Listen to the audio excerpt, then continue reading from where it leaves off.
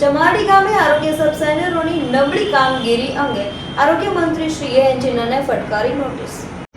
નબળી ગુણવત્તાની કામગીરી પર સરકાર દ્વારા કડક કામગીરી હાથ ધરવામાં આવી છે.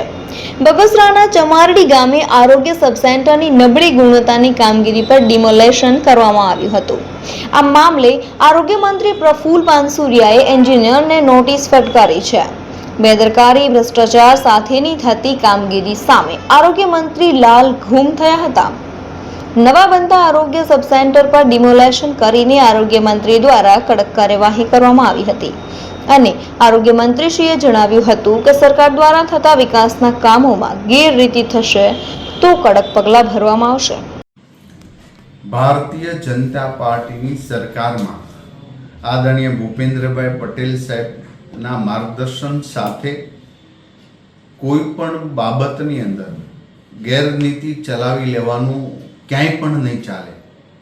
ગુજરાતના દરેક ખૂણા પર સરકાર દ્વારા, ભાજપની સરકાર દ્વારા વિકાસના અનેક કામો થઈ રહ્યા છે. ત્યારે નાની એવી કમ્પ્લેન આરોગ્ય વિભાગને અમે પ્રાપ્ત થાય છે.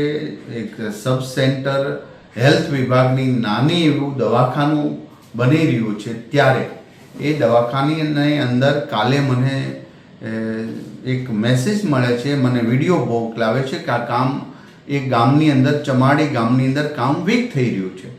તુરંત જ મેં અમારા અધિકારીને સૂચના આપી અને એ કામ ખરેખર વીક હતું.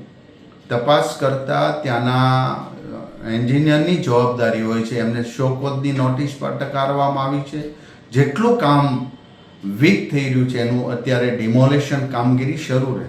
આ પૂરા ગુજરાતના અમારા ક્ષેત્રની અંદર થઈ રહેલા બાંધકામોમાં શ્રેષ્ઠ ગુણવત્તાયુક્ત કરવા માટેનો આ નિર્ણય છે.